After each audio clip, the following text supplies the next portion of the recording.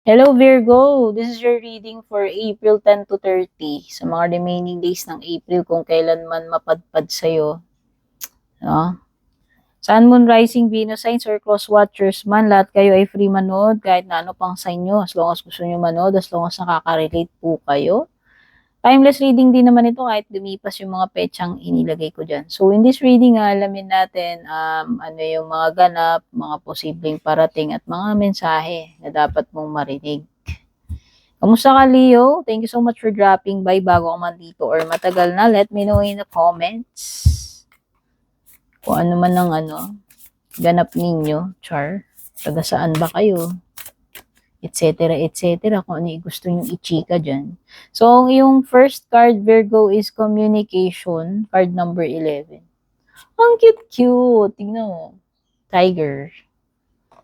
Communication. Oh, baka yung iba, ang field ninyo, career ninyo is related sa communications. Pero pwede rin naman kasi itong literal na mga messages like,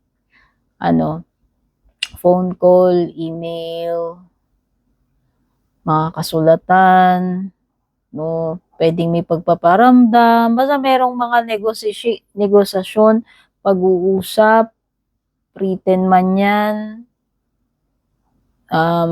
verbal, etc. May pagkikipag-communicate. May mga information messages in communicating. Yan natin. O, baka para sa inyo, yan ay hinihintay nyong paramdam, sulat, reply, ano pa, application, etc.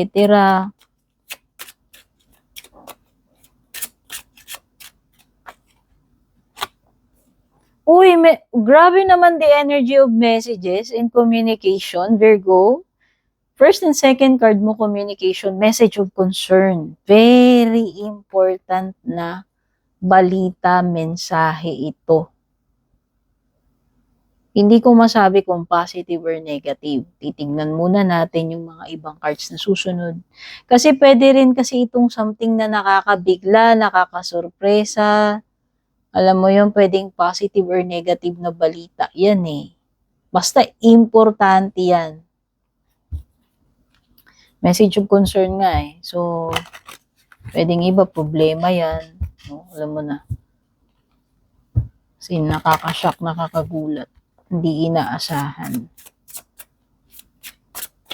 Sana naman hindi yan bad news. Tignan muna natin kung ano pa yung lalabas sa ibang cards mo. Kung bago po kayo, please don't forget to subscribe, like, follow sa aking YouTube channel, FB page. Patap na rin po yung bell icon para manonotify po kayo every time na mag-upload ako ng mga bagong content reading. Okay? Bawat isang like, follow, subscribe, malaking tulong, suporta nyo po yan sa akin. Kung gusto nyo mag-avail ng services, exclusive perks, products ko, ay join kayo, mag-avail kayo ng subscription sa FB page ko. Nag-iisa lamang po yung FB page ko. Meta verified, one and only purple thing, may check sa dulo. Hindi ko po kayo i-add friend o i-message. Kaya kayo po yung mag-PM sa akin doon sa FB page ko kung balak nyo pong mag-inquire about subscription. Okay? Thank you by the way sa mga generous na nag-avail ng membership subscription sa YouTube, sa FB, pati na rin yung mga generous na nagpapadala ng stars. Pati na rin yung mga mahilig mag-like, comment, share, heart, at yung mga hindi nag-skip ng ads. So, yung mga numbers na lumilitaw sa cards, ibibigay ko sa iyo kung ano man yung mga number na nandito. 11, pwede may mga umulit na numbers dito. Bahala ka na kung anong gusto mo paggamitan yan or mahilig ka magtingin ng meaning numerology. Number 11, 14, 12, 2, 4, 10, 4. Okay?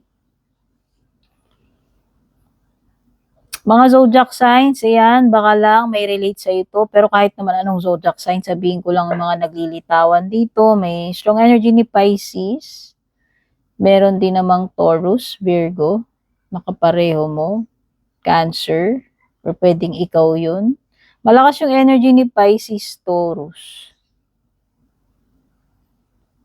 Meron din naman na Aquarius, Cancer, Virgo, Gemini, Capricorn, Aries, Leo. Yan, malalakas sila. Aries, Pisces, Taurus. Hangman, means merong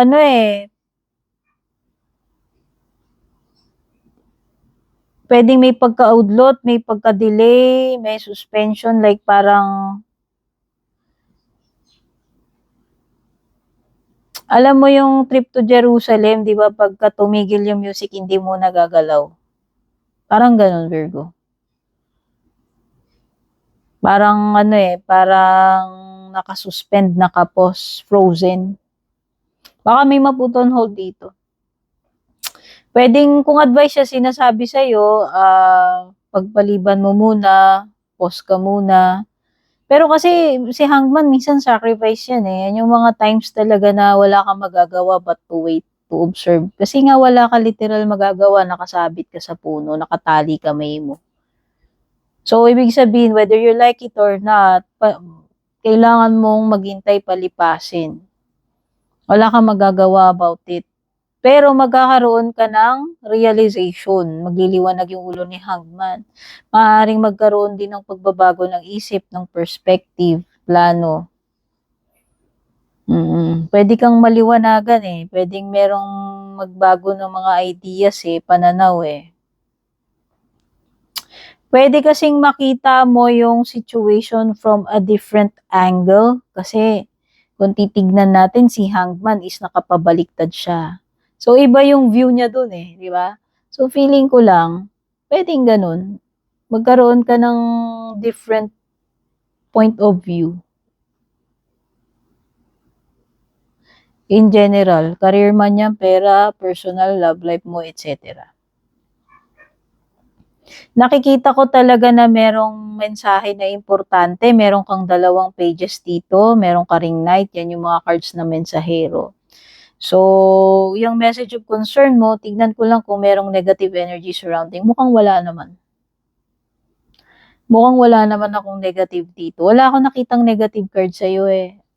Parang ang pinaka-negative na lang dyan yung situation na nakabitin ka na wala kang magagawa. Pero depende naman kasi kung negative yung pangyayari na yun. Kung hindi, di hindi.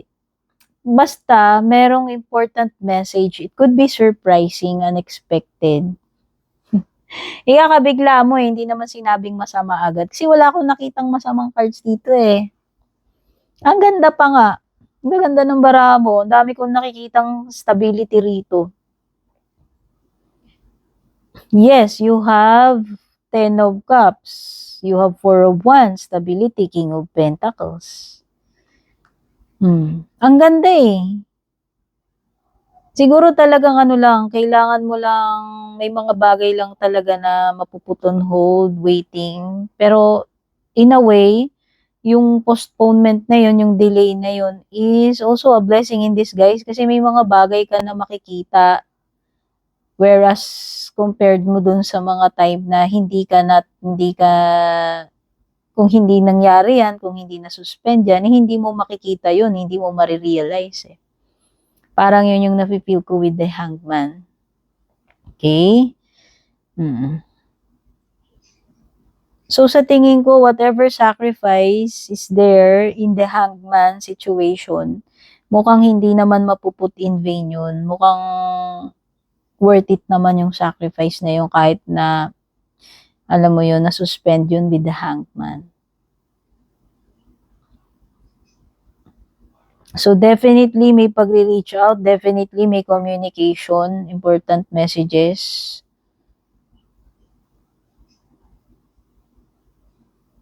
Pwedeng ang page is indication ng inspiration, mga bagay na sisimulan mo, nasa early stages.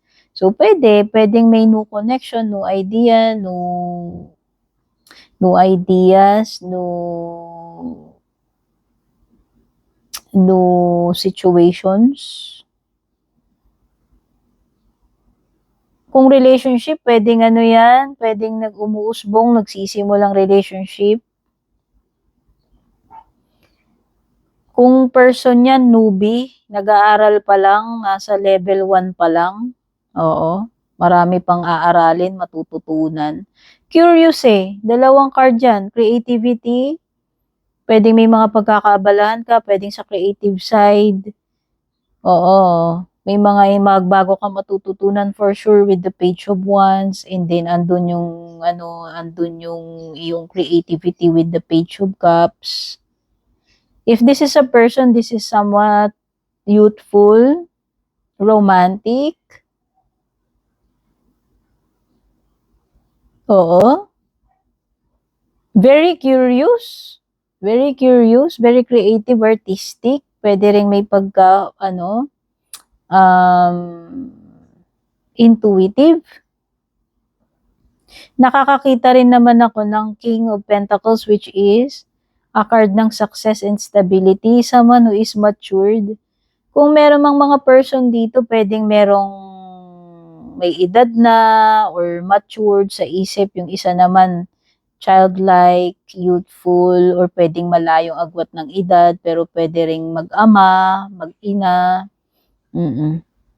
Meron kasing age gap kung persons yan. Yung isa, very na siya, very veterano na, experienced, stable na. Kung ranggo yan, malayo yung ranggo nun. Private lang yung isa general na.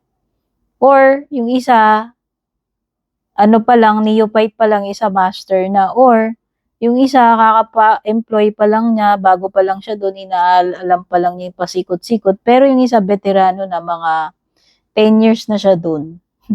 Parang ganun, alam mo yun, yung mga energy ng ganun.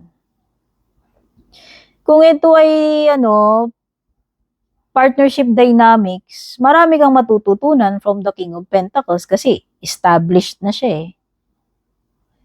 Experience na, veterano na eh. Ikaw, kung sino man yung page dito, parang inaalam pa lang, nagsisimula pa lang, may natututunan pa lang. Okay? So, ganun yung mga dynamics na napipick up ko rito. In business sense man yan, sa career, pagdating sa mga bagay na ginagawa, experiences, or sa love life, no? Overall, I can feel stability, fulfillment coming to you. Kasi you also have the 10 of Cups, which is wish come true, fulfillment, happiness, completion. Mukhang meron kang something na ma-achieve, makukumpleto. Kung nangungulekta ka, yan yun. Isa yun. Pwedeng yan na lang yung kukumpleto sa'yo, whatever. The High Priestess is someone who is very intuitive eh. Matalas ang pakiramdam. Baka ito ay mga intuitive messages. So, trust your instincts. Kung ano man itong mga bagay na ito. Pwede rin may mga hidden knowledge dito. But this is something very spiritual or mataas ang antas. Yun yung nafe-feel ko with the High Priestess. Kayang bumasa eh. Kung person to, masikreto, very private. Oo.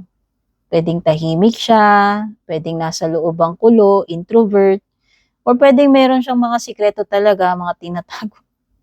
Or may mga lihim, lihim na kaalaman, char. Alam mo yun? Ay, priestess eh.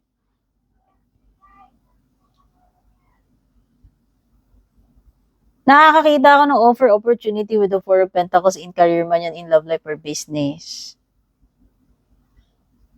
Stability, marriage, reunions, gatherings, socializing with the Four of Wands.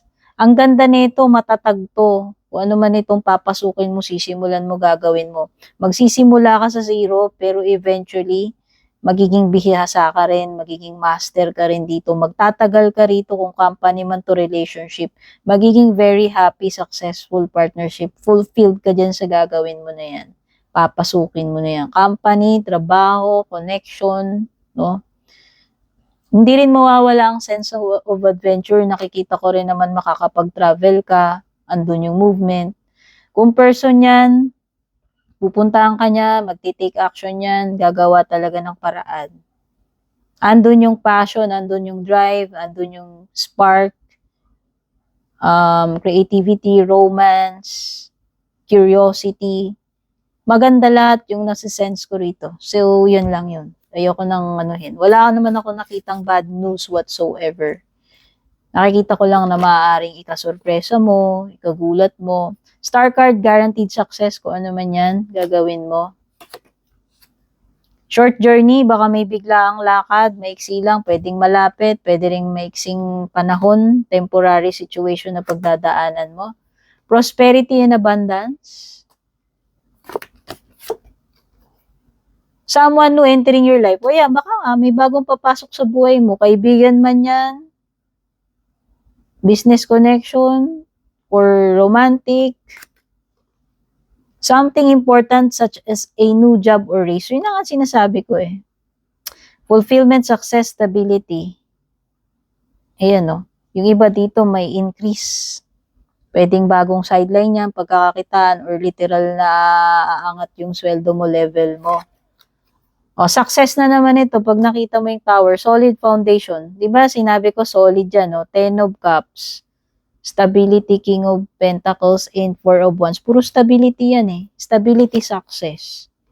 Trouble or accusation, yun lang yung maaaring challenge na pwede mo sigurong ma-encounter with the message of concern. Baka ikaw yung masangkot ka sa problema, trouble, mapagbintangan ka, ikakabigla mo, no? Announcement, ito na yun. Message of concern. Importanteng mensahe, balita, announcement. Pwedeng neutral yan. Okay, yan lang yung na-pick up ko sa ngayon. Godspeed, take care, babush, peace.